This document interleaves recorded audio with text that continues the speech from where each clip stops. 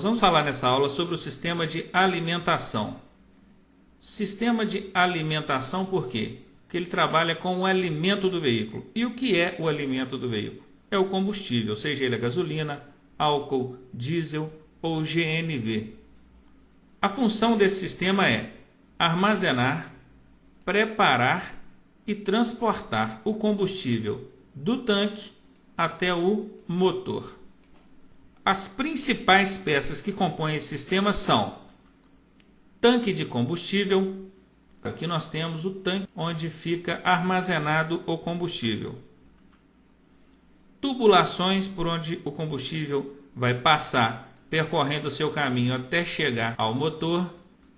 Bomba de combustível. O que faz a bomba de combustível? Ela impulsiona o combustível do tanque até o motor. Inclusive, quero chamar a atenção de vocês sobre essa palavra bomba. Na prova de vocês, quando aparecer bomba de alguma coisa, não é bomba de explodir. Bomba a qual a questão está se referindo é a bomba de impulsionar um líquido qualquer. Nesse caso, essa bomba impulsiona que líquido? O combustível. Se fosse no sistema de lubrificação, seria a bomba de óleo. Se fosse no sistema de arrefecimento, seria bomba de água. E assim sucessivamente. Dica: falou de função, finalidade de bomba em qualquer sistema, é a bomba que vai impulsionar o líquido com o qual esse sistema trabalha. Se é bomba de combustível, obviamente vai impulsionar o combustível. Se é bomba d'água, vai impulsionar a água. Se é bomba de óleo, vai impulsionar o óleo. E assim sucessivamente. Filtro de ar, vocês vão saber daqui a pouco que o combustível precisa ser misturado ao ar. E com isso, o ar precisa ser filtrado, portanto, filtro de ar. Filtro de combustível, o combustível também precisa ser filtrado. Então, filtro de combustível. Carburador ou injeção eletrônica. O sistema de alimentação dos veículos tem carburador ou injeção eletrônica. Não tem os dois, não. O veículo tem carburador ou injeção.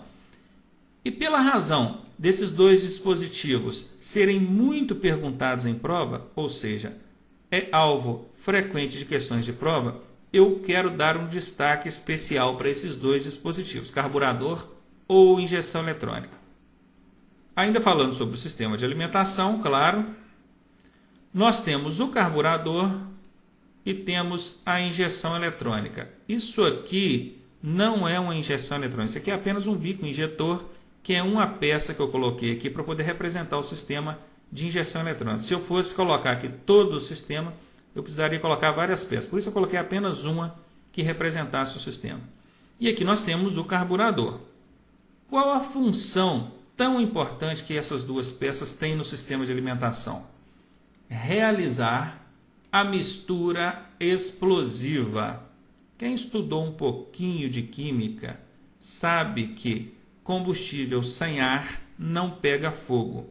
O fogo ele é composto de 3 elementos: combustível, calor, que está lá dentro do motor, e o ar, que vai ser agregado ao processo aqui a partir do instante que passar por um desses dois dispositivos. Valendo lembrar que o veículo tem um ou outro. Função, então, misturar o combustível com o ar, transformando o combustível em comburente. Depois que o combustível passar por um desses dois dispositivos, ele não vai mais chamar combustível, ele vai chamar comburente. Quando vocês virem ou ouvirem falar sobre comburente, vocês já sabem, é o combustível pronto para ser queimado. Comburente é combustível mais ar, que também pode ser chamado de mistura explosiva ou mistura gasosa. Aí vocês me perguntam, mas como é que eu sei se o meu veículo tem carburador ou se tem injeção eletrônica? Bom, nos automóveis, de 1995 para cá, até mesmo os veículos mais populares deixaram de ser fabricados utilizando carburador. Eles migraram para o sistema mais novo, que é o de injeção eletrônica. Já as motocicletas, apenas de 2010 para cá, é que isso começou a ser popularizado. Claro que a injeção eletrônica é um sistema muito mais moderno, com isso faz com que o veículo seja mais econômico, e ele sendo mais econômico no sentido de consumir menos combustível, ele acaba sendo menos poluente também, concordam? Então já sabem, automóveis fabricados antes de 1995, a não ser que seja um automóvel aí não da linha popular, aí você já vai ter aí, mesmo fabricado antes de 1995, o automóvel com injeção. Agora, falando de linhas populares, 1995 para cá, os automóveis abandonaram o carburador e passaram a utilizar a injeção eletrônica.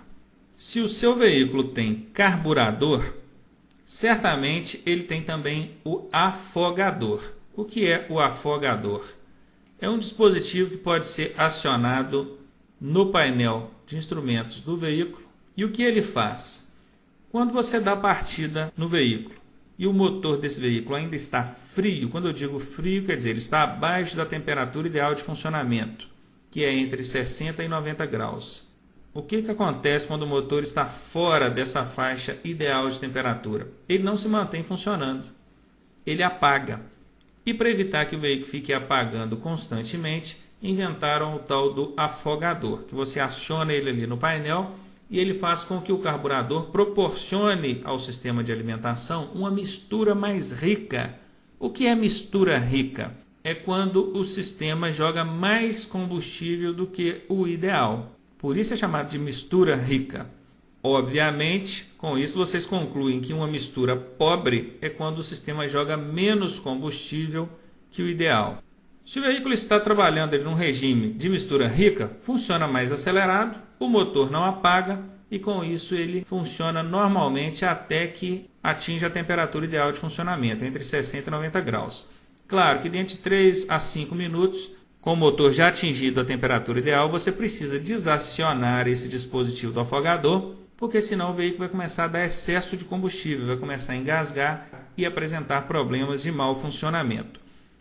Aí vocês me perguntam de novo, mas o veículo que tem injeção eletrônica, não acontece isso não? Acontece.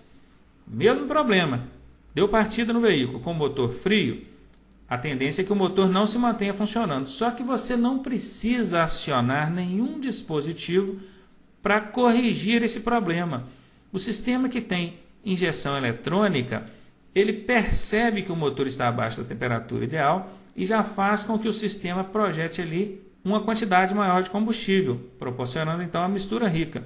E interessante que quando o motor atingir a temperatura ideal, o próprio sistema percebe e volta ao regime de mistura para o ideal.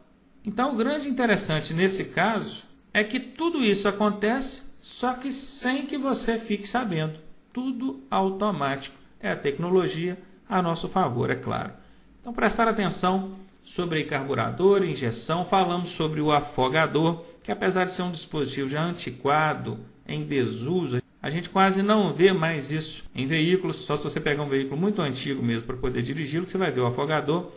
Apesar de tudo isso, o afogador ainda tem sido alvo de perguntas de prova. Uma pergunta que eu vejo cair constantemente é: onde fica localizado o comando do afogador? Aí aquela perguntinha maldosa. Sobre o painel? Sob o painel? Sobre em cima, sob embaixo. Dentro do painel? Nenhuma das três que eu falei até agora. Na verdade, o dispositivo do afogador fica no painel. Nem sobre, nem sob, nem dentro. É no painel. Claro que é apenas o acionador. A ação dele ocorre toda lá no carburador. A manutenção dada a esse sistema consiste basicamente na troca do filtro de combustível. Claro, o filtro, com o passar do tempo, vai reter muitas impurezas e vai perder parte da sua eficácia. Com isso, ele precisa ser substituído periodicamente. O prazo de substituição depende da recomendação do manual do seu veículo. Portanto, se é uma particularidade de cada veículo, não é alvo de pergunta de prova. Apenas menciona que precisa ser trocado. Agora, de quanto em quanto tempo, isso não vai ser perguntado em prova.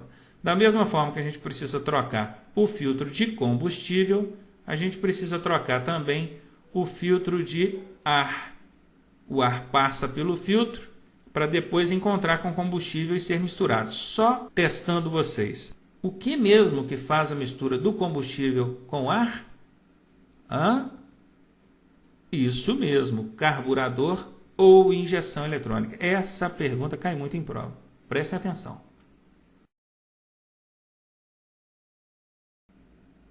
Nós sabemos que o motor por serem peças de aço, se movimentando, se esfregando umas nas outras constantemente, provoca desgaste e aquecimento.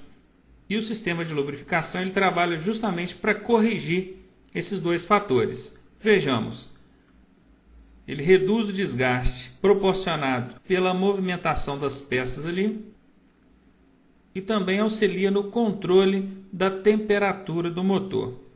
Nós precisamos conhecer algumas peças desse sistema e aqui nós podemos destacar algumas delas. Nós temos aqui o filtro de sucção. Ele fica dentro do cárter, o cárter aqui representado pela cor amarela. Nós temos o filtro de óleo, aqui representado pela cor laranja. A bomba de óleo, aqui representada pela cor preta. Os canais por onde o óleo lubrificante vai passar. Tuchos, varetas, balancins. Galeria não é peça do sistema de lubrificação, comando de válvulas também não, virabrequim também não. Então destacamos aqui o filtro de sucção, o filtro de óleo, a bomba de óleo, os canais, tuchos, varetas e balancins. Lembrando que o cárter, essa peça representada aqui na cor amarela ou marrom, deve estar aparecendo aí para vocês, também costuma ser considerado como um componente do sistema de lubrificação. Por quê? Porque é o fundo do motor, é onde o óleo lubrificante fica armazenado. O óleo fica armazenado aqui dentro, no fundo do motor. Já sabemos então para que serve o sistema de lubrificação, conhecemos algumas das suas principais peças. Vamos para o próximo slide. Aqui nós vamos ver qual a manutenção preventiva deve ser dada a esse sistema de lubrificação. É importante ressaltar que o tempo de vida útil do motor do seu veículo depende diretamente da boa manutenção no sistema de lubrificação.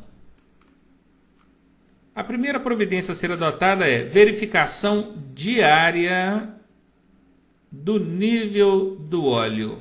Verificação diária do nível do óleo.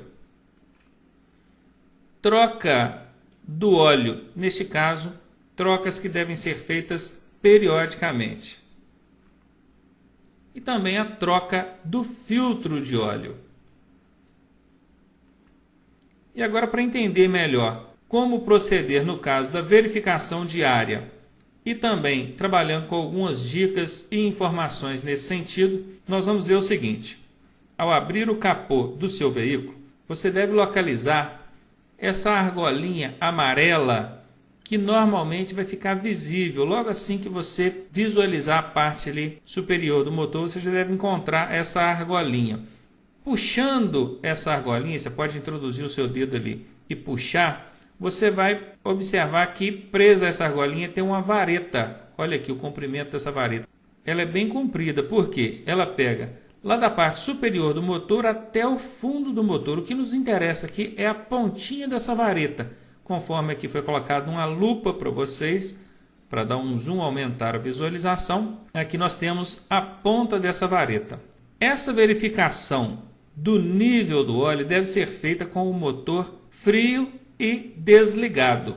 Para não dizer que seja totalmente frio, se o motor do seu veículo estiver funcionando e você quiser fazer a verificação do nível do óleo, o recomendável é que você aguarde pelo menos 5 minutos para depois então fazer a verificação.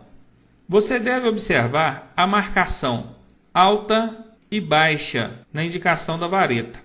Aqui nós temos o limite da indicação mínima. Ao retirar a vareta, você deve observar que o óleo atingiu pelo menos a indicação mínima, que é esse nível. E também não é recomendável que passe da indicação máxima. Estando entre o mínimo e o máximo, está tudo bem. Não é recomendável que fique acima do máximo nem abaixo do mínimo.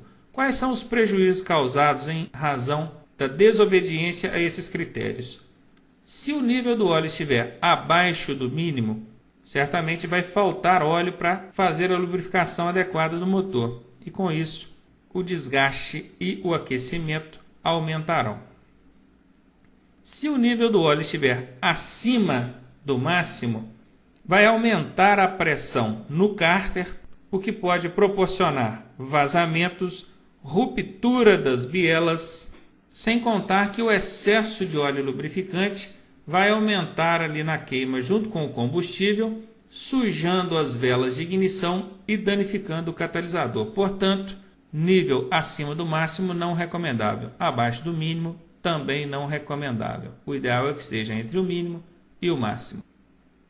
Vimos então sobre o nível do óleo. Espero que não tenha ficado dúvida para vocês em relação a isso aí. A próxima observação é sobre o período de troca. Na sua prova não vai te perguntar qual o prazo, o período de troca do óleo, porque isso é uma particularidade de cada veículo. A recomendação, inclusive, dos fabricantes de óleo é que você observe o recomendado pelo manual do seu veículo. Se é uma particularidade de cada veículo, obviamente não será perguntado em prova. Mas, para a gente trabalhar também com questões práticas, e caso vocês tenham uma curiosidade em saber de quanto em quanto tempo se troca o óleo do veículo, normalmente 5 em 5.000 quilômetros. Você deve trocar também o filtro de óleo quando faz a troca do óleo. Mais uma vez, isso vai depender do recomendado no manual do seu veículo. Normalmente a gente vê recomendações para que se troque o filtro de óleo a cada 2 trocas do óleo. E para finalizar, eu quero passar para vocês aqui algumas dicas. Primeira dica: como devo escolher o óleo lubrificante adequado ou mais adequado para o motor do meu veículo? Essa resposta você vai encontrar no manual do fabricante do seu veículo. Não é o óleo mais caro ou o óleo dessa marca ou daquela marca. Cada motor tem a sua particularidade nesse sentido. Portanto, o recomendável é pesquise no manual do seu veículo. Segunda dica: o óleo precisa ser completado periodicamente até que chegue a ocasião da troca. Tem pessoas que pensam que um veículo novo não baixa óleo. Baixa sim. É comum, é procedimento comum do motor queimar parte do óleo junto com o combustível. Claro que um veículo novo vai queimar dentro das proporções para as quais ele foi projetado. Um veículo antigo, em razão do desgaste, ele vai acabar queimando muito mais óleo do que o adequado, onde vocês vão perceber a emissão de fumaça acinzentada pelo escapamento. Mas mesmo um veículo novo, a cada 1.000 quilômetros, ele tende a queimar ou baixar pelo menos meio litro de óleo. Portanto, o recomendável é que você esteja verificando constantemente para, na oportunidade, observar uma diminuição no nível do óleo do motor do seu veículo, fazer então a complementação. Mais uma dica: por que o óleo tende a ficar escuro com o passar do tempo? Porque é uma das funções do óleo fazer a limpeza interna do motor. Entendendo que esse motor sofre desgastes, certamente ele vai produzir resíduos e justamente o óleo limpando esses resíduos, ele tende a ficar numa tonalidade mais escurecida. É verdade que o motor deve estar quente na hora de fazer o esgotamento do óleo para poder ser substituído por um óleo novo? Sim, isso é verdade. O motor quente, o óleo tende a ficar mais fino e com isso ele será melhor esgotado, não deixando então resíduos de óleo velho no motor do seu veículo. Mais uma dica: é necessário colocar um aditivo ao óleo lubrificante? Não. A recomendação é: utilize o óleo recomendado pelo fabricante. E o óleo recomendado pelo fabricante já tem todos os ingredientes que o seu veículo precisa para o bom funcionamento do motor. Você pode misturar marcas de óleos diferentes. Por exemplo, você colocou uma marca de óleo no motor do seu carro e, na oportunidade de completar o nível, você colocou outra marca. Problema nenhum, desde que seja o óleo especificado para o motor do seu carro, não representa nenhum problema. E última informação para vocês: qual a causa de se formar borra preta dentro do motor? As principais causas apontadas pelos fabricantes de óleos são lubrificante incorreto ou não recomendado pelo fabricante do seu motor, Aditivação extra é a pessoa que insiste em colocar um aditivo no óleo lubrificante, combustíveis adulterados ou então deixar passar do prazo recomendado para a troca do óleo lubrificante. Espero que essas dicas tenham ficado bem frisadas aí para vocês e lembrando, o tempo de vida útil do motor do seu veículo depende diretamente da manutenção adequada nesse sistema. Nessa aula nós vamos falar sobre sistema de arrefecimento. O sistema de arrefecimento também pode ser compreendido por sistema de refrigeração ou resfriamento. O nome técnico utilizado é arrefecimento. Na sua prova será feita referência ao sistema de arrefecimento. Qual é a função do sistema de arrefecimento?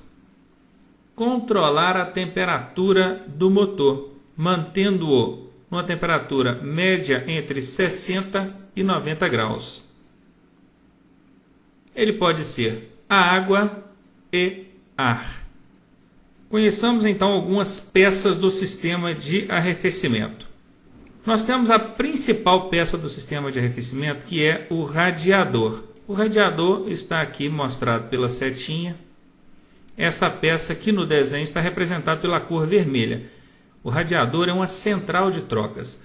Ele recebe água que vem em alta temperatura do motor, baixa a temperatura dessa água e devolve para o motor em temperatura mais baixa.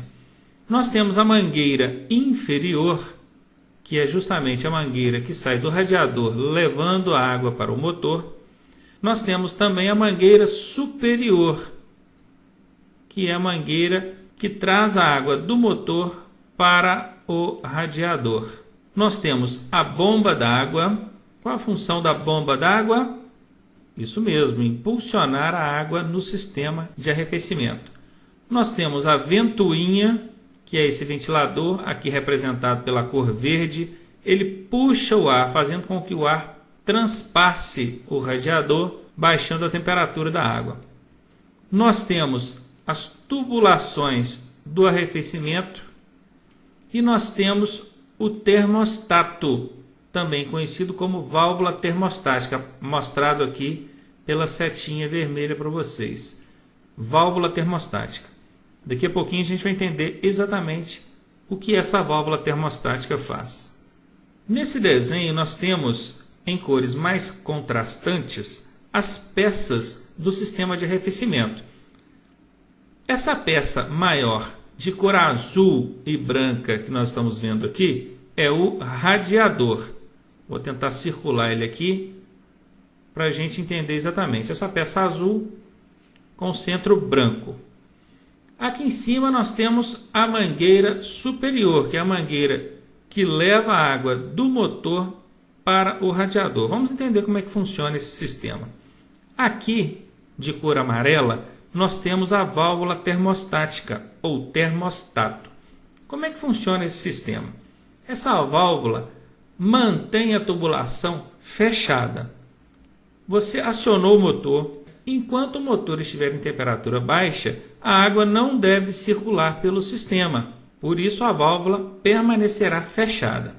O motor então vai atingir a temperatura ideal, que está entre 60 e 90 graus. E se porventura começar a passar desse limite de temperatura ideal, essa válvula vai se abrir, permitindo que a água saia do motor e vá até o radiador. O radiador fará o quê? Ele vai baixar a temperatura da água e vai devolver para o motor em temperatura mais baixa. É válido saber que a água não vai fria para o motor. Ela vai em temperatura mais baixa, temperatura ideal para manter os 60 e 90 graus necessários para o bom funcionamento do motor. Aqui de cor amarela nós temos a ventoinha ou ventilador, que circulando vai fazer o ar passar pelo radiador. Nós temos aqui de cor azul a bomba d'água. E aqui em cima, escondidinho, nós temos o reservatório de água do sistema. É por aqui que a gente vai completar e conferir o nível da água no sistema. Claro que essa água saindo do radiador, ela vai circular pelo motor, tentando controlar a temperatura dele dentro do que é considerado como ideal.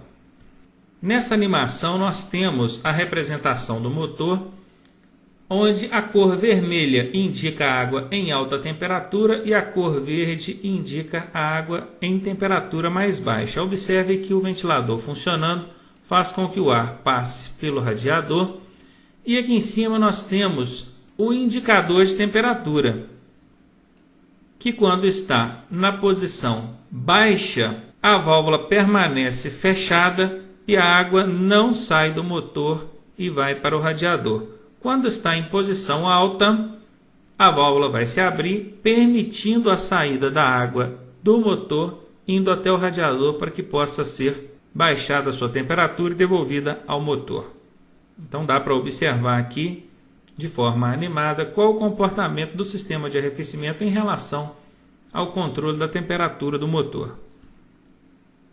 A manutenção preventiva nesse sistema consiste em verificação diária da água no reservatório. Diariamente a gente deve estar observando o nível da água no reservatório.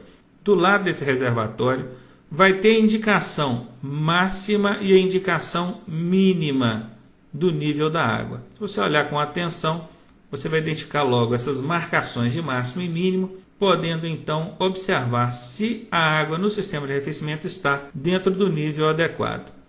O ideal é que essa verificação seja feita com motor frio para evitar acidentes. Essa tampa amarela fica fechada sob pressão e a água que está circulando aqui dentro está em alta temperatura. Se esse motor já estiver funcionando e você desenroscar a tampa, há o risco de você sofrer queimaduras em razão da projeção de água contra as suas mãos, rosto ou outras partes do corpo.